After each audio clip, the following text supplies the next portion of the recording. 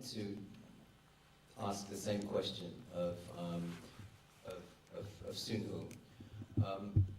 I've heard a lot about Korean cinephilia and Korean film culture, and we've heard the word comes back is that it's very vital that you have 2 weekly film magazines. That's amazing. I mean, I don't know if that's true of any other country in the world. So there's the impression that I have of Korean film culture is that it's very active. It can sustain 2 magazines that are published every week.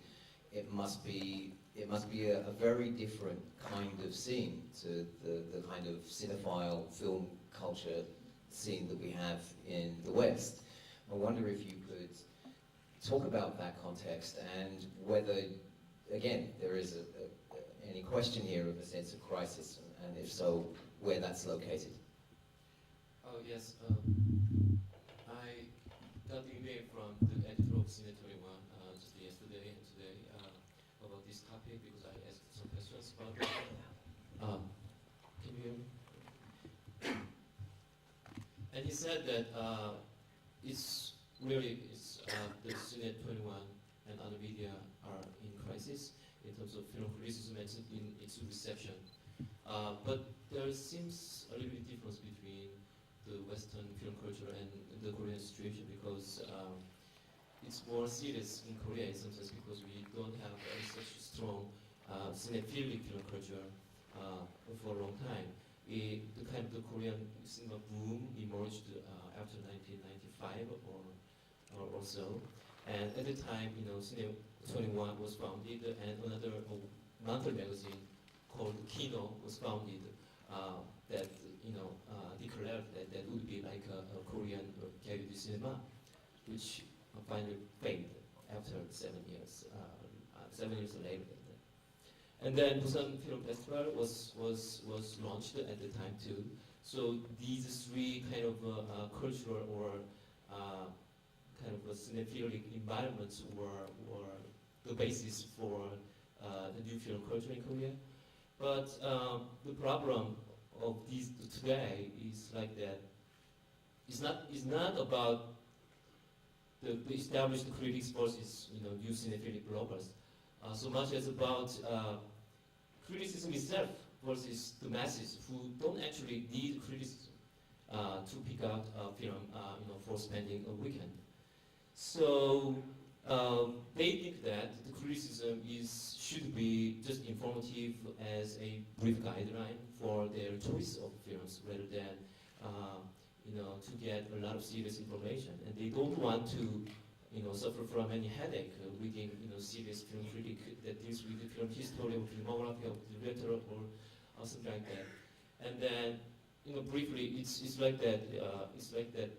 They need entertainment, not enlightenment. They don't want to be educated, and they choose films only through the receptions of their friends who already watched the same film.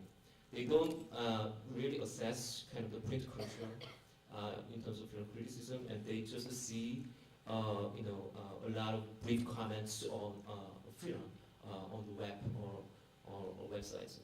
So the web seems to have contributed to this kind of shift in film culture. There was a kind of cinephilic enthusiasm around 1995 up until 2000, early 2000. But after that, Korean film industry also had a kind of fluctuation. And then many filmmakers that you may know in Korea have also trouble finding some funds or money.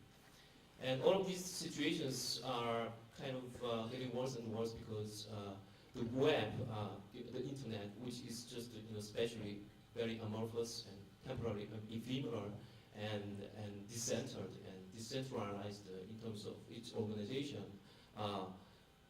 just don't give the masses extreme access to general receptions of some films from just normal people who are not critics or experts. So this too extreme democratic internet sometimes provokes a very fascistic incident or case too. And I just wanted to talk about a case that happened last year around a Korean blockbuster, D-War, which was like the Korean version of Godzilla. It was a mega hit because it achieved some technological advancement or development that that almost emulated the Hollywood technology, and it was a big success. But the narrative was just like a disaster, and actors didn't act very much, and the directing was too bad, and all critics agreed that this film was just like a trash. Whereas it was a big, it got big reception from the masses who thought that this is a kind of national achievement in Korean film history. And then after that, a kind of witch hunting started. Whenever a critic criticized this film, he got a lot of emails from the masses, and he was like found on the blacklist of the masses who judged them rather than being judged by the critics.